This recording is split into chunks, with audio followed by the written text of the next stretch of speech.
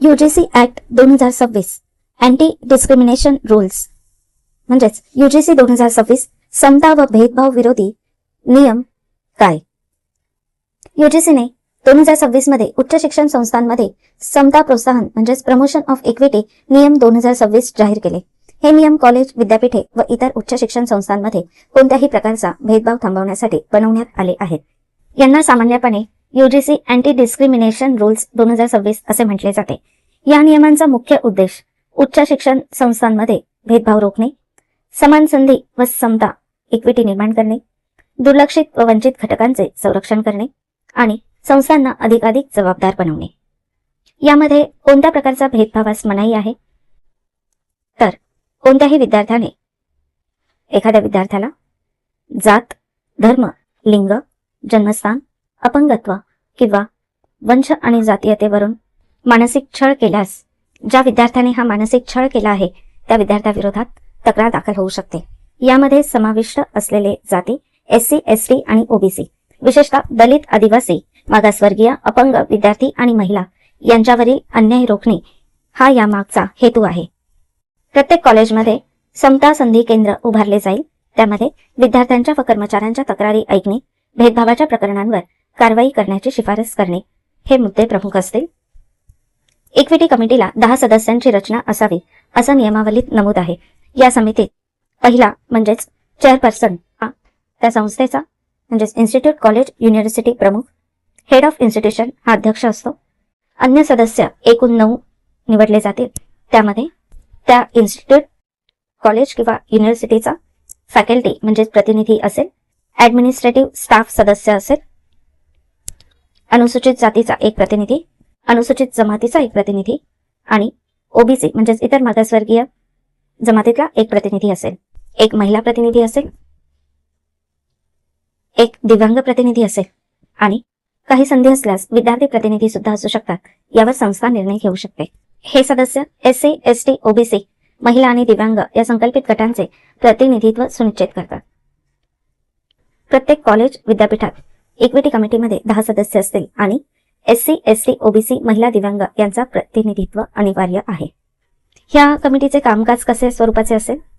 तक्रारी मिळाल्या की 24 तासांत इक्वल ऑपॉर्च्युनिटी सेंटरला बैठक करावी लागते. त्यांना 15 दिवसात अहवाल द्यावा लागतो. नंतर हेड ऑफ इन्स्टिट्यूशनला पुढील कारवाई करावी लागते. कुठल्याही इन्स्टिट्यूशन, कॉलेज आणि युनिव्हर्सिटीने हे नियम न पाळल्यास काय कारवाई होते? जर संस्था नियम पाळत नसेल तर यूजीसी कडील जे अनुदान मिळते ते अनुदान थांबवले जाऊ शकते. त्या कॉलेजमध्ये सुरू असलेल्या कोर्सची मान्यता रद्द होऊ शकते. विद्यापीठ आणि कॉलेजवर कडक कारवाई होऊ शकते. प्राचार्य, कुलगुरू यांना वैयक्तिक जबाबदारी देण्यात आली आहे. सध्या सर्वोच्च न्यायालयाने या ऍक्टवर स्थगितीचे आदेश दिले आहेत, स्थगिती आणली आहे. UGC 2026 UGC anti discrimination act 2026 चे नियम सध्या सर्वोच्च न्यायालयाने यावर स्टे आणला आहे. या बाबतीत न्यायालयाचे मत असे आहे की यामध्ये काही नियम अस्पष्ट आहेत आणि या कायद्याचा गैरवापर होण्याची शक्यता आहे. यूजीसीचे 2012 मधील भेदभावाविरोधी नियम सध्या लागू आहेत. काही लोकांचे म्हणणे असे आहे की नियम फक्त आरक्षित वर्गाच्या बाजूने आहेत. सर्वसाधारण जनरल कॅटेगरीच्या विद्यार्थ्यांसाठी स्पष्ट संरक्षण नाही. आणि समर्थकांचे म्हणणे असे आहे की जातीय भेदभाव आजही वास्तव आहे, त्यामुळे कठोर नियम आवश्यक आहेत. आपण समजून घेतलं की यूजीसी अँटी डिस्क्रिमिनेशन ऍक्ट काय आहे आणि त्यामध्ये काय काय तरतुदी नोंदवल्या आहेत. आता आपण जर ऐतिहासिक पार्श्वभूमी भारताची पाहिली तर त्यामध्ये आपल्याला प्रत्यक्षपणे आढळून येते की आजपर्यंत एससी, एसटी आणि ओबीसी वर्गातील विद्यार्थ्यांवर युनिव्हर्सिटीज, विद्यापीठांमध्ये जास्त प्रमाणात अन्याय अत्याचार होत आहेत. त्यांना नेहमीच मानसिक छळाला सामोरे जावे लागते. या छळाला कंटाळून काही विद्यार्थी आत्महत्याही करतात. काहींच्या आत्महत्या या सामाजिक विषमतेवर प्रश्न उच्चारतात, तर काहींच्या आत्महत्या या मुकपणे पडद्यामागे लपल्या जातात. हा मानसिक छळ कधी थांबणार हाच प्रश्न प्रत्येकाला पडला आहे. आपल्याला माहिती आहे डॉक्टर बाबासाहेब आंबेडकरांनी जो आजपर्यंत लढा दिला तो संपूर्णपणे लढा हा जातीयतेच्या विरोधात होता, मनुवादी मानसिकतेच्या विरोधात होता आणि आजही ही मनुवादी मानसिकता या यूजीसी अँटी डिस्क्रिमिनेशन 2026च्या ऍक्टला विरोध करताना दिसत आहे. माणूस हा माणूस आहे. माणसाने माणसाला माणसासारखं वागवणं हा मानव धर्म आहे. पण हा मानव धर्म ह्या भारताच्या ऐतिहासिक पार्श्वभूमीत खूप खोलवर लपून गेला आहे.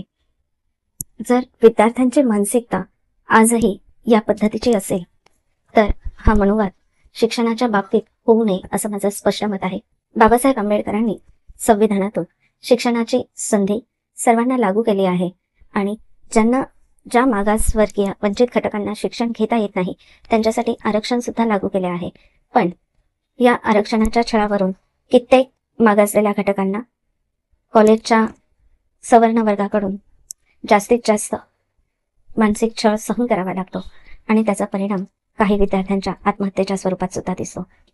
ही जातीय विषमतेची भिंत कधी तुटणार ह्याचाच अभ्यास करत बाबासाहेबांनी भारताला एवढं भलं मोठं संविधान दिलं.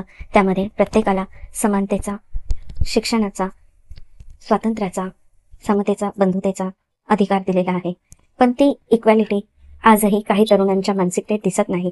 जर काही तरुणांना असं वाटतं की आमच्यावरती अन्याय होऊ शकतो, आमच्यावरती खोट्या केसेस दाखल करू शकतात, तर हे पूर्णपणे चुकीचं आहे. त्यांच्या मानसिकतेत आजही एवढा मोठेपणा आलेला नाहीये की आम्ही एखाद्या विद्यार्थ्याला जातीवाचक शिवीगाळ करणार नाही, आम्ही कोणाला त्याच्या जातीवरून टोमणे मारणार नाही, आम्ही कोणाला खालच्या जातीवरून बोलणार नाही. ही अशी शपथ एकही जनरल कॅटेगरी मधला विद्यार्थी जर घेत असेल तर असे नियम बनवण्याची खरंच काही गरज नाही.